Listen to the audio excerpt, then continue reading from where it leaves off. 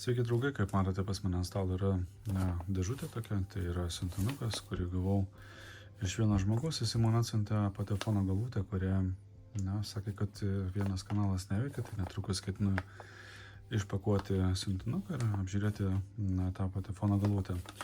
Rodau būtent šitą pusę, nes apačioje yra kontaktinė visa informacija, nenoriu jos labai viešinti, todėl pradėsime mes išpakavimą būtent iš tokios pozicijos, tokios perspektyvos.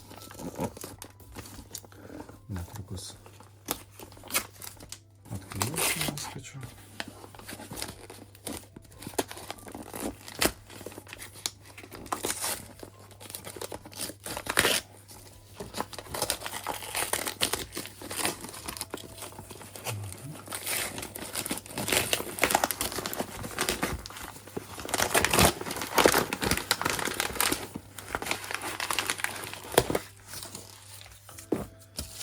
Viena dalis įpakavimo yra nuimta, atidėsime į šoną.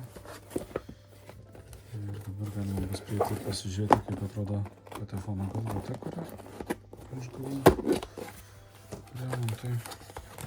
Pradžiai diagnostiką reikia atlikti, po to pasižiūrėsime, ar įmanoma aplamai ją sutaisyti. Kaip stropiai supakuota.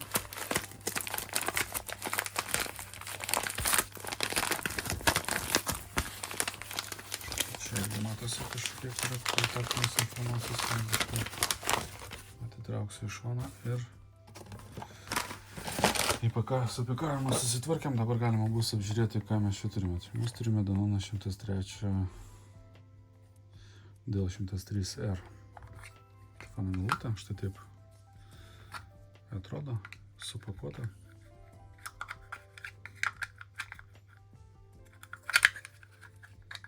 Visai fainas įpakavimas, iš apačios matosi, kad yra pritrauktas tiesiog tokiu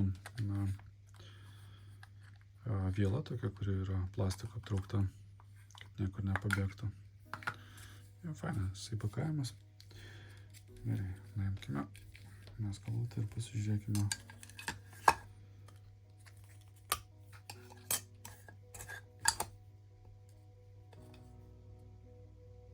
Matosi, kad yra 6N Pure Copper Moving Coil Cartridge. Tai mes turime MC galvutę. Reikia pasižiūrėti, kaip atrodo adatos stovis.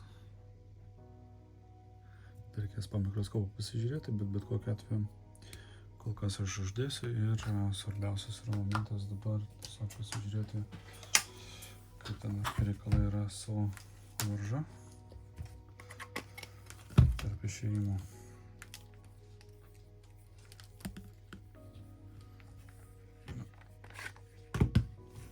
Galima čia pasidėti, kad matytųsi. Tik reikia kampą surasti gerą. Gal atsuktuvas padės arba ne, aš žinau kas. Beveik. Ok, pasižiūrėkime. Taip, pabandykime mes patikrinti vieną iš kanalų. Tikrinsiu dabar aš dešinį. 16 ohmų, dešinysis, kairysis pas mus begalybė arba megomai. Panašu, kad kažkur tai turime mes nutrūkusią stygą viduje, tai reikės artyti patį korpusą galvutės. Turiu vėlgi pasižiūrėti po mikroskopą, įvertinti, ar yra įmanoma saugiai, aišku, išardyti.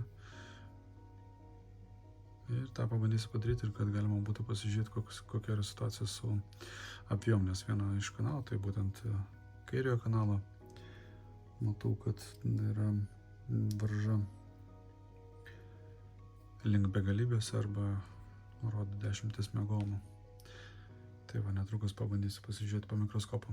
Pastačiau ant stalo mikroskopą, taip pat sureguliavau kamerą, kad būtų daugiau mažiau priimtinas fokusas, kad per patį okuliarą galima būtų matyti, kaip atrodo pati galvutė. Mes matom dabar, štai taip jinai atrodo, kantilyveris lyg ir nesulenktas, gal truputėlį yra pasislinkęs arčiau dešinės pusės, šiek tiek, bet geometrija jo yra nepažeista, matosi, šiek tiek jisai žiūri arčiau į dešinę pusę, bet pats tiesus, viskas yra tvarkoje, deimantukas taip pat atrodo neblogai, to mes padidinsim dar truputėlį labiau, kad galima būtų matyti deimantuko stovius. Viskas atrodo ok. Dalykas, kuris man labai nepatinka šitoj vietoj, tai matosi, kad yra korozijos. Matyt, buvo galvutė kažkur drėgnai laikoma, arba buvo naudojami skysčiai kokie nors, kurie turėjo savyje kažkokių oksidacijų, kažkokių sudedamųjų dalių, dėl ko atsirado oksidacija būtent ant korpuso pačio, ir panašu, kad ta oksidacija galėjo nueiti kiek ir toliau. O gal tiesiog buvo biškį drėgmės patekę, taip nutiko, ir gali būti, kad bus viduje nupūvęs laidas, būtent kairio kanalo, kur pas mus yra probleminis. Va taip atrodo vaizdas. Pamėginkime dar pasižiūrėti po kitų padidinimo režimų. Aišku, čia labai su kamera yra sudėtinga pagauti tinkamą fokusą ir parodyti. Na, bet kaip matote, tuoj kažkur pabėgo. Žodžiu, dar turbūt vieną, ne. Va taip, aš sumažinau taip, kad galėčiau visą galvutę parodyti.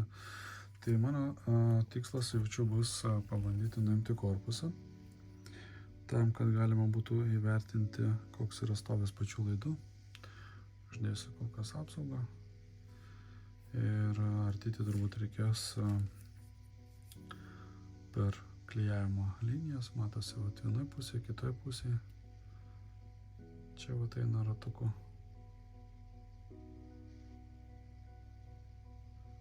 Tai šitą vietomis. Nežinau, ar čia bandė kažkas įardyti ar ką, bet matosi, kad šitoje vietoje irgi buvo kabinta kažkas. Ir reikės labai atsargiai, kai bus atlaisvintas tas plastikinis korpusas, tai šitą dalim jį labai reikės atsargiai numauti, kad jau galima būtų pačią galvutę, ta prasme, kad liktų būtent jau pats generatorius su visais laidais vietoje, o plastikinė dalis korpusai nebūtų nuimta, tai reikės taip pat jį kažkaip ir nuimti, taip kad kantilyveris liktų sveikas kartu su deimantuku. Na va, jau spėjau galvutės nuimti korpusą. Štai taip jis atrodo. Iš vidaus, iš išorės. O taip atrodo Denon DL103R galvutė jau be korpuso. Na ir matosi, pas mus šone yra laidai ateinantis. Ir pats generatorius, matosi kantilyveris, dalis pakabos jo. Stiprus magnetas. Šioje dalyje tai pamėginsiu aš truputėlį labiau padidinti vaizdą. Tai štai mes matome, kaip ateina laidai. Tokie visiškai siūliukai.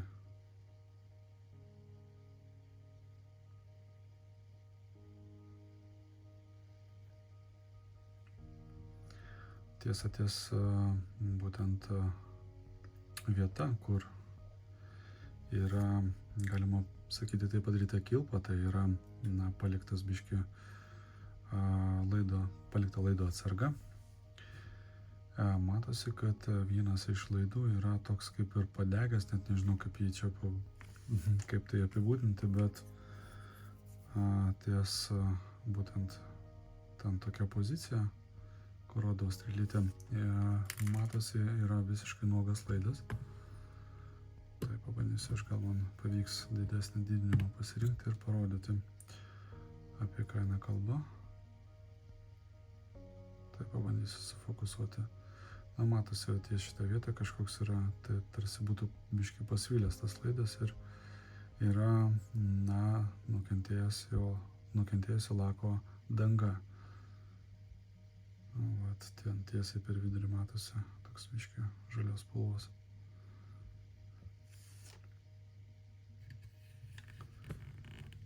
Padidinkime truputėlį, tai yra nepadidinkime, sumažinkime biški didinimą ir galėsim pasižiūrėti dar atidžiau į bendrą vaizdą. Tai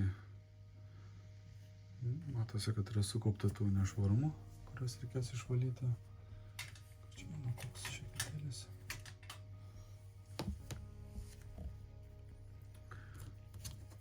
Paimsim, mes jį išvalysim.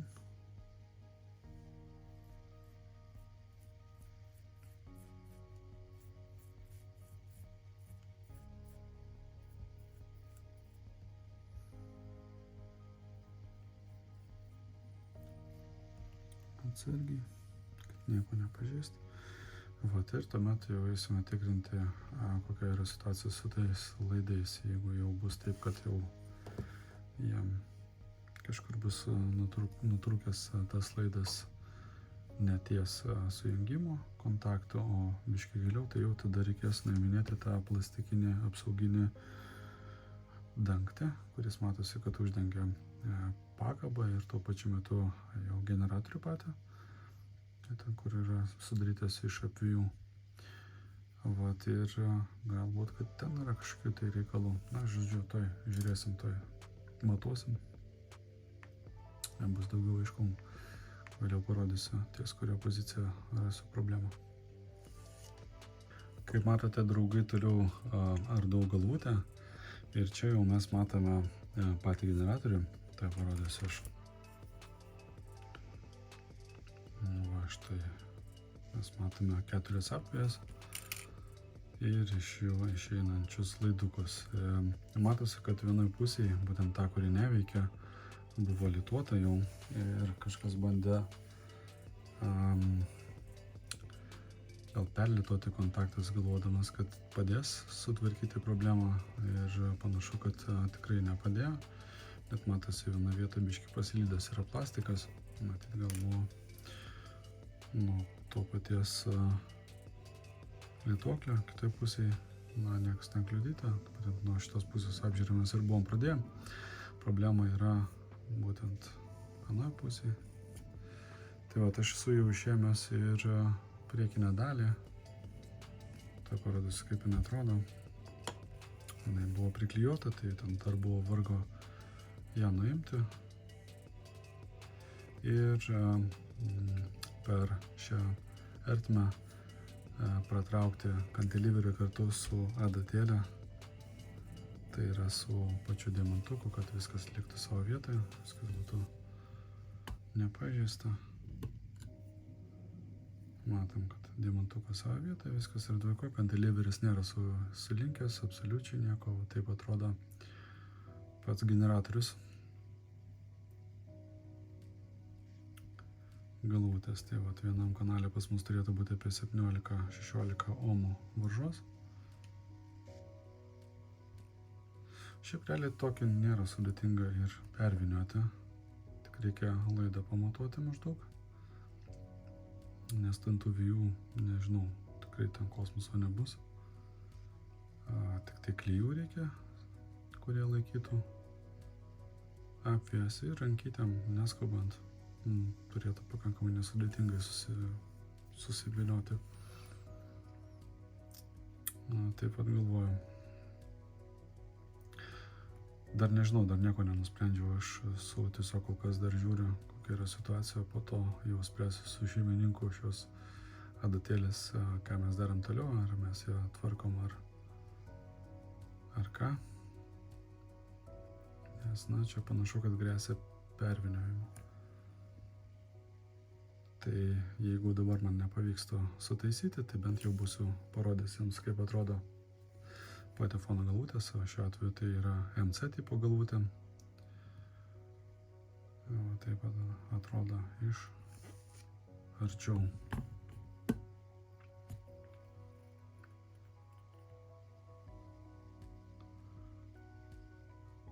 Pakaba matosi, kad yra ok, elastinga. Tai vat, kaip ir sakiau, šiek tiek kantiliveris yra palinkęs į dešinę pusę. Kas matėsi dar net neišardžiusi. Čia yra varžtelis, kurį atsukus dar galima išimti. Vat. Taip atrodo. Tuoj dar jums parodysiu, kaip yra išimamas kantiliveris kartu su pakaba nuo magnetinės sistemos. Čia reikia atsukti varžtelę, esu jau tai padaręs ir netrukus pabandysiu išimti ir parodyti, kaip atrodo bendrai struktūra pati galvutės. Taip. Nu, va taip pat yra išimamas ir gali jau tada galvutę atskirai aptarnauti. Laidė yra apačioje ir taip pat ją gali grąžinti atgal į magnetinę tą sistemą. Vat, sulygiuoti ir tokiu būdu sutvirtinti ir galvutė turėtų veikti. Aišku, ją reikėtų pervynioti ir tuomet tikrai veiks. Tiesa, dar žiūrint į galvutės patį generatorių, matosi, kad tos apvijos jos kažkaip galėtų būti ir gražiau suviniotos, nes dabar toks vaizdas, kad gamykloje jos tiesiog buvo kaip makaronai susukti ir viskas aplinkui karkasą ir taip atrodo, nebaisiai tvarkingai. Kaip pasižiūrėsiu, viskas kryva. Ta prasme, tiesiog yra suvinioti aplinkui rankiniu būdu, net nesistengiant sulygiuoti tas pačius apvijas, kad jos būtų prigludusios vienodai, arti viena kitos ir panašiai. Tai tiesiog tai buvo padaryta. Pažiūrėkime dar deimantuką, jeigu man pavyks sufokusuoti vaizdą. Va, koks gražus jis yra, tiesa, tik tai sunku labai išlaikyti, kai yra didelis didinimas vienoje vietoje objektą, tai nes kiekvienas mažas judesėlis iš karto pabėga iš fokuso daiktas. O taip atrodo detalė. Taip yra priklijuota, tai priklijuota jinai yra į vamzdelio tipo kantiliverį, kur matosi, kad epoksidinė dirva yra užpilta, įdėtas deimantukas ir tiesiog dirva yra užpilta ir viskas taip jisai laikosi.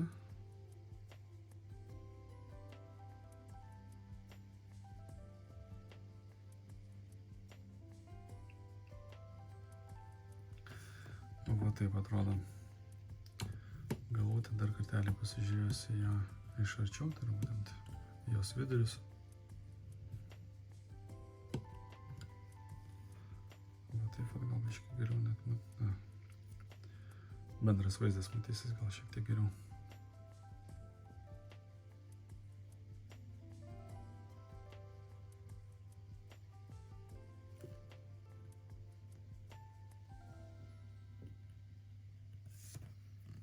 Panašu, kad pavyko surasti problemos priežastį ir kaip galima buvo tikėtis, jinai yra būtent dėl to, kad yra nutrūkęs laidas ir nutrūkęs laidas yra ties generatorium iš vidinės dalies po silikoninį žiedą, kurį matosi esu šiuo metu atitraukęs į šoną. Tai yra ištraukiau šiek tiek kantiliverį iš magnetinės sistemos ir kad galėčiau atgal pastumti silikoninį žiedą, kad atsidarytų vaizdas būtent iš apačios, tai yra iš galinės dalies, kuri glaudžiasi tiesiai prie pat silikoninio žiedo, kuris atlieka kaip ir pakabos vaidmenį. Dabar padidinsiu kelis kartus, kad galėčiau tiksliau parodyti. Matosi dabar, kaip atrodo padidinus šiek tiek pati ta dalis. Matosi, kad dabar kol kas dar nestabiliai laikosi, bet trūkęs laidas yra ties tą vietą. Ir pabandysim dar labiau padidinti mes, kad galėčiau parodyti ties, kurie vieta yra įtrūkęs laidas. Labai sunkiai fokusuojamas yra vaizdas, bet pamėginsiu, galbūt man pavyks tai padaryti. Ir tiesą sakant, tai yra labai sudėtinga parodyti tiksliai, tai yra koordinuoti rankų veiksmą, kai žiūri į telefono ekraną, o ne stereoskopinį vaizdą. Bet kaip nors pamėginsiu tai padaryti.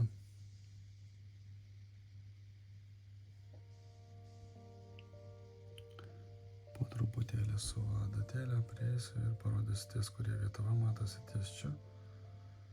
Yra nutrūkęs slaidas, tai pabandysiu, aš gal man pavyks dar sufokusuoti, kad mes matytume. Va, prie pat, kur man yra adatos galiukas. Čia va yra nutrūkęs slaidas.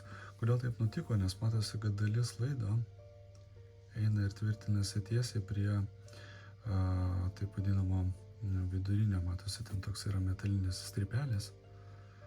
Tai prie jo tvirtinasi ir kadangi būtent šitoje vietoje lankstosi pats kantilyveris, tai dalis laido buvo priklijuota, dalis jo laikėsi ant būtent, kaip pasakyti, ant tvirtinimo, tai yra ant dalies, kur yra privyniotas tas laidas. Ir ties šitą poziciją ir įvyko įtrūkimas pačio laido. Pabandysiu dar kartelį atsargiai pridėti adatos antgalį. Čia dar man specialiai reikėjo dar ir, matosi, aš šiek tiek praskiesiu dar tą laidą, bet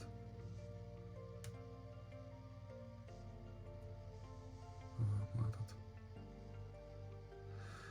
Tai, liko tik tai pamėginti sulituoti šitoje pozicijoje, tai reikės dar tą patį kitą laido galą, kuris, matosi, yra pritvirtintas prie kantilyverio, tai pasuksiu šiek tiek savo adatą, kad galėčiau parodyti, va matosi šitą dalis. Reikės kažkaip tai tą laidą atfiksuoti, nes jisai šiuo metu yra užfiksuotas klijais. Ir pabandyti sulituoti su tą dalimi, kuri šiuo metu liko kabėti ore. Na, tai vat. Na, čia toks iššūkis tam tikras yra,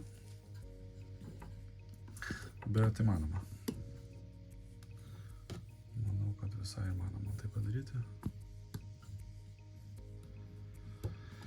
Ir nuo šios galvutės šeimininko sprendimo priklausys, ką toliau darysim su ją, ar ją bandysim remontuoti, ar paliksim kaip yra, bet kokiu atveju išsiaiškinam problemos priežastį ir ją netgi pamatėm. Tai dar kartelį galima pamatuoti, pasižiūrėti, kad viskas pas mus yra gerai su to pačiu kanalu, kuris veikia. Tai jungsiu iš multimetrą. Galima bus išgirsti. Čia viskas gerai, 17 ohmų, o čia nutrūkusi styga. Tokia va situacija, taip atrodo. Mėly žiūrovai, panašu, kad Denon DL103R MC tipo galvutės restauravimo darbai turėjo sustoti ties diagnostikos progresu. Buvau susisiekęs su šios galvutės šeimininku, savininku, pasikalbėjome ir šeimininkas priėmė sprendimą netaisyti šios galvutės, turėjo savo priežasčių. Ir mano tikslas dabar viską grąžinti savo pozicijas, surinkti ir grąžinti taip, kaip yra. Bet kokiu atveju aš labai džiaugiuosi, kad turėjau progą jums parodyti iš arčiau, kaip atrodo tokio tipo galvutės, kaip jų konstrukcija atrodo iš vidaus, ten kur įprastai nedaug kas gali pamatyti.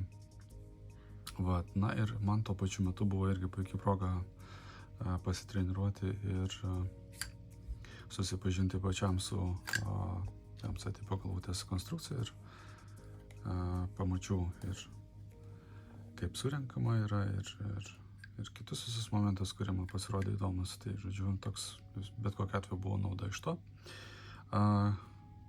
Būtų, aišku, smagu pasibandyti ir pažaisti dar su panašiaus tipo galvutėmis, jeigu kas nors turite tokių patefono galvučių, kurios yra praktiškai neveikiančios ir galėtumėte jas paaukoti tiesiog reportažams, galbūt tiesiog ar kažkokiems tai restauravimo darbams, kurias galėčiau pabandyti atlikti, aišku, bet nieks negarantuoja, kad viskas pavyks iš karto, bet būtų visai faina pasibandyti ir galbūt man pavyktų ir savo įgūdžius pagerinti ir vėliau jau galėsiu drąsiau, sakykime, imti ir kitų sunkesnių dalykų. Bet kokiu atveju, aš manau, kad tokia patirtis man tik tai būtų į naudą. Galbūt, kas žino, galbūt kada nors restauruosiu ir taisysiu pilna eiga, pilnu tempu ir patefonų galvutės įvairiausių tipų. Aišku, tai kol kas dar reikia pasitreniruoti su tom pačiom medžiagom, su ardymo procesais, kitais visais dalykais. Čia labai yra smulkus ir juvelyrinis darbas, kur net kiekvienas žingsnis turi būti gerai apskaičiuotas ir, žodžiu, tokia yra situacija. Manau, kad, šiam tokiam dalykui įgūdžių kaip ir turiu, bet juos visą laiką reikia tobulinti ir šlifuoti. Tai toks yra momentas. Ačiū, kad žiūrėjote. Gaila, bet jos serviso arba bandymo jau su lituotėmis jau nedarysiu, nes tiesiog surinksiu ir grąžinsiu kaip yra. Draugai dar parodysiu, kaip pavyko viską surinkti. Matosi, kad viskas yra savo vietoje, tvarkingai, gražu. Korpusas jokių tarpų niekur neliko. Adatėlė, tai yra deimantukas, kantiliveris, tiesas, viskas yra gerai. Šiek tiek gal pavyko man netgi išlyginti tą jo driftą į dešinę pusę, tai jisai dabar yra kur kas lygesnis negu buvo iki tol, bet, gaila, tik vienas kanalas yra jau veikiantis ir teks ją grąžinti taip, kaip yra.